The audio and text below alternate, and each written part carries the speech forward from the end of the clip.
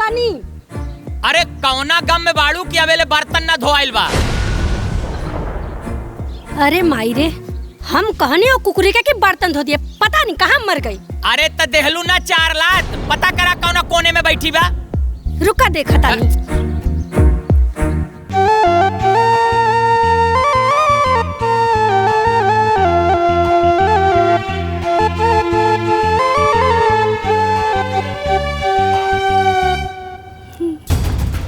करे अरे यहाँ तू बैठ के खाना ठूसत बाड़े, बर्तन का तोर मुअल का माई बाप धोइया। चल उठ, चल यहाँ से चल चल चल धो पहले। अगर बिना बर्तन धोले तू यहाँ से हिल गईले तो आज से तोर खाना पानी बंद। अरे खाना पानी ना बंद करा, पहले हाथ गोड़ तूरब, ओकरा बाद खाना पानी बंद करब। माई बाप तो मर गईलेन, एक बित्ता एकरा खातिर जमीन छोड़ के ना गईलेन, एकरे काम आवे। चाचा हमरा के भूख लागल बा। अरे तो फट चपटा बैठ के जा शांति से धो, बिना धोए के हट में तार मुंह तोड़ दे। ले सब साफ कर, जितना बचा।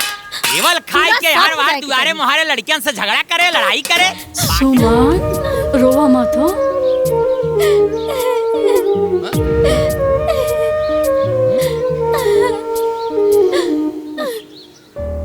अरे का रे, भगवान तोहने के इंसान बनवले की कसाई, इतना छोट बेटी पर ऐसा कल जाला। ए बुढ़िया, अगर तो के ज्यादा कर माया बना तो तू ले जो अपने घर, समझली। अरे कलही ते तब बोलबे मत कर। ए बूढ़ा, बोलबू बेसे हमरे मेहरारू के। चुप, सारा लाश हम तो धोके पी गए लोग। अरे तोरे भाई के बेटी है, मतलब तोहार बेटी आई है। भाई भौजाई के जोन बा बेच के सारा हिस्सा खा गए लोग। आवाज बढ़ के आवाज निकलता। का काला है, का काला क्यों अनाथी है। अरे मर्दवा जेकर दूधू को माँ भी जिंदा बा लोग, वो अनाथ रही हो। चल माई।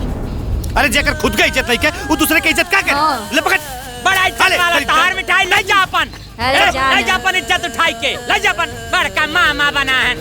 चल भाई। कितना मामा लोग के देख लेनी, तोहरा देखा जाए। बड़का मामा।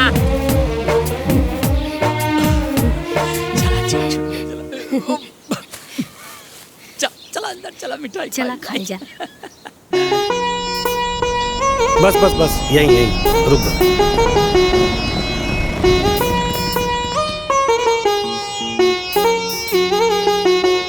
अब बेटी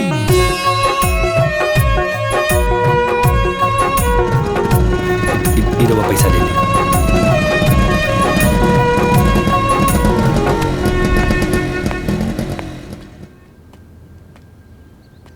आवा बेटा, आवा ना।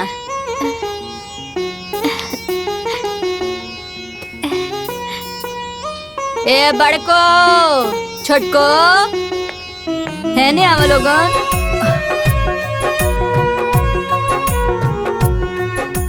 अरे कह तनी कि जितना एक घर पर हमार दोनों बेटा के अधिकार बा, उतने अधिकार हमार बेटियों के रहे। लेकिन बेटी दामाद हमार भगवान के यहाँ चल गए, तो हम अपना नतनी के ले आइल बानी। आ नतनी के उतने अधिकार बा, अब प्यार से रखिया लोगन। ए माई, वो हम मेजर बाबू की दुकान पर से ना बहने खरीदे तो चप्पल ले आई। हाँ ले आदा, चप्पल नहीं खे करे लगे। अच्छा सुनो बिटिया, तू यही जब बैठ है ना, हम तनी कुछ काम को किया तनी, ठीक हो।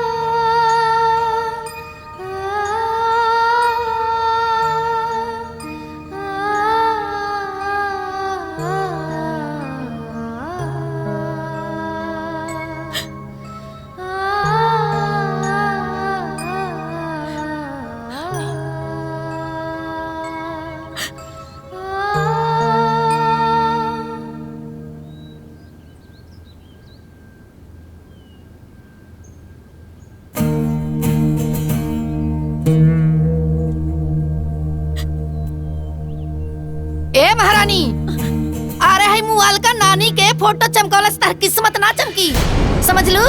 तू पहले से करम जाली रहू, करम जाली बाड़ू, करम जाली रहबू। मम्मी का बोल रे? अभी ले नाश्ता काहे के बनल? तही पूछ राजकुमारी से। आ इनकरा हमरा बेटी के खैला पियला से कोनो मतलब नहीं के, खाली अपना नानी के फोटो चमकौला से मतलब बा।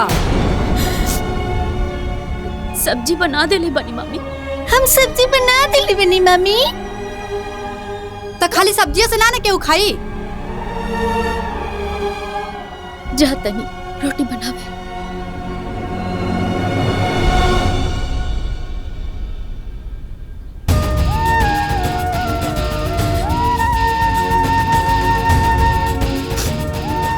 अरे जब ले इनका कहा ना तब ले इनका देह में फुर्ती ना आवेला। अरे चाहते नहीं के कि हमनी के टाइम से खाना पीना खाई जा। बताओ भला हमारे बेटी के कितना मुंह चुरा गइल बा। ए बेटा जाके 2 रोटी ज्यादा खा ले, ठीक नो? जो मला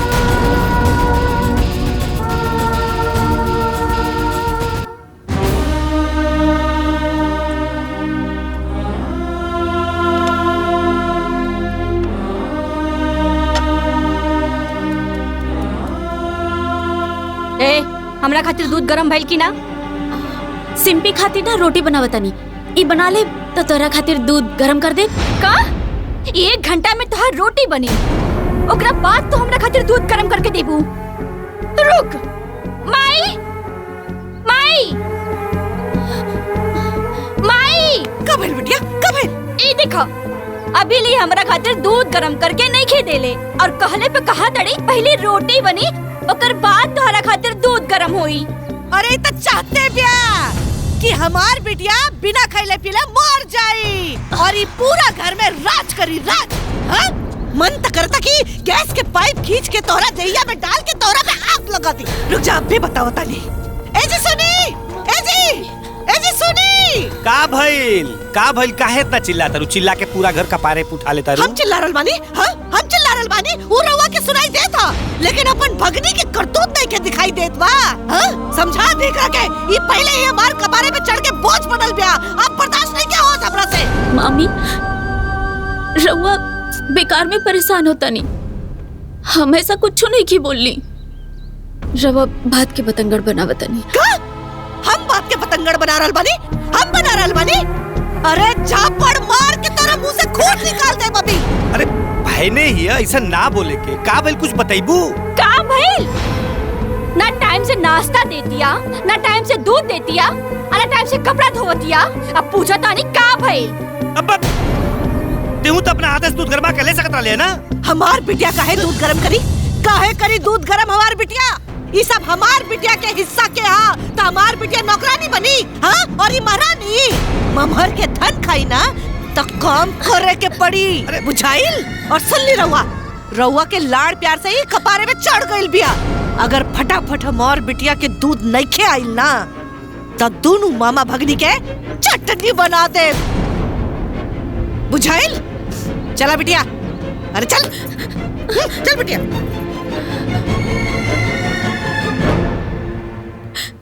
ए बेटी सुन, तू तो सब कुछ पूछते बाड़ू ना।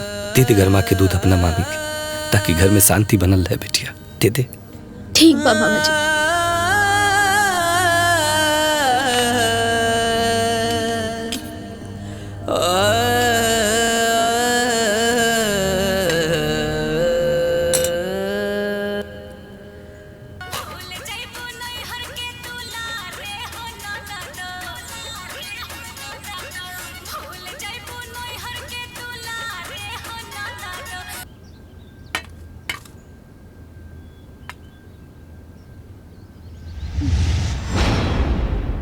जाना तारू दीदिया, इस सुमनिया के देह में ना बहुत चर्बी चढ़ गई बा। एकदम ठीक कहता रे छुटकी। जब तक एकरा कुछ बोला ना एकरा सुनैबे ना करेला। मामा के कान पे जे बिया। का करे, हमार तक किस्मते खराब बा। अरे का जाने कब तक हमनी के छाती पे ही मूंग दलत रही। अरे मामा लोग, रउआ लोग के तो कपड़ा नहीं खिलाएले। अरे ना ना बेटा ना।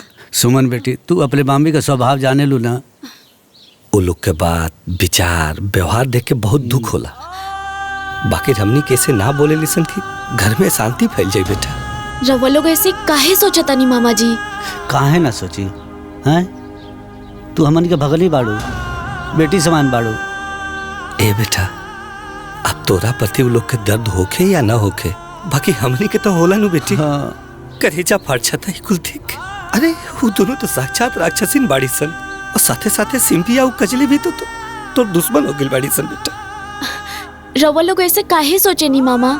ऐसन काहे न सोचल जाओ, तू ये घर का पूजनी बाड़ी, भगनी का पाँव पूजल जाला, लेकिन इन्हन का बुद्धि भ्रष्ट हो गई बा, सब के सब तोर दुश्मन हो गए हैं। मामा जी, वो दोनों हमार मामी बाड़ी और सिंपी और कजरी हमार बहन है। ये हमार घर है मामा जी, और आपन घर में आपन लोग के काम करे में हमके कोनो लाज न लगेला। हाँ बेटा, हम ही सब खुशी खुशी करे नी। खुश रहा बेटी, भगवान तो के हर तकलीफ से दूर रखे।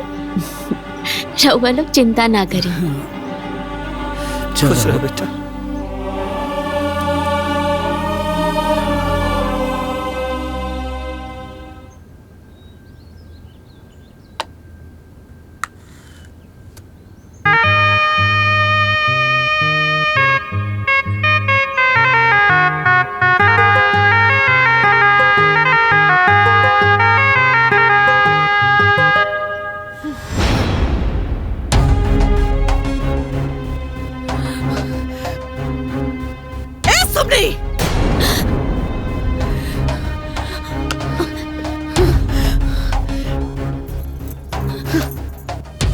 केकरा के दिखावे के बा? कोना खातिर इतना पाउडर पता तारू? कोना के दिखावे के बा? हीरोइन बनल कब करा? बुझाइल? हे होई बोन फोन के मामा लोग के मुंह पे कोरी का पोतावे के बका? ना मामी, वो ऐसे ही। ना मामी, ए बबनी ये ममहर में रह के ना मामा के नाम हंसावे के प्लान मत करो, समझ लू? सुन, सिंगार छोड़ा, हमनी के खातिर खाना लगावा, भूख लागल बा हमके। जा जा।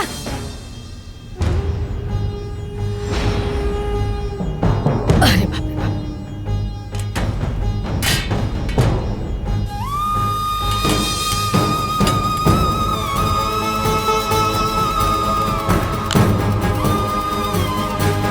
नी ना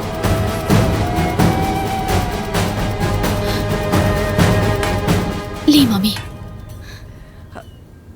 पानी ले आती। ए सुना, हो इतनी से सब्जी में हमनी के केगो रोटी खाइब जा हो?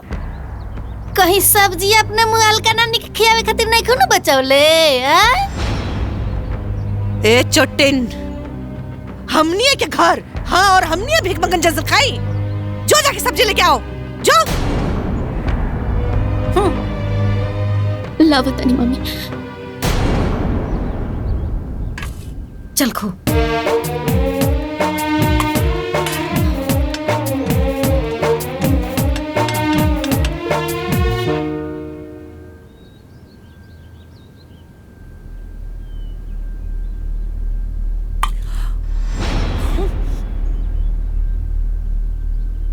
हाय देखा दीदी,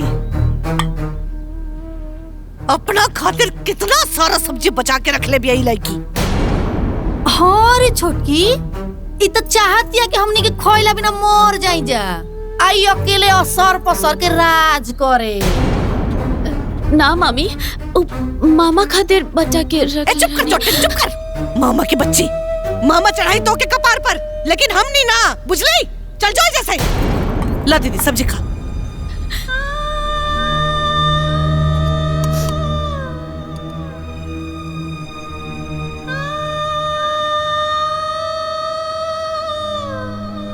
लोग करेला खाली हाल, पर दुख के हुना बाटे वाला, जिकरा पे सब कुछ बीतेला, ओ करे ताई बात बुझाला। एक एक ताना ऐसे लागे लाजई से गोली, पराई बेटी केहू के आपन ना होली, पराई बेटी केहू के आपन ना होली, पराई बेटी केहू के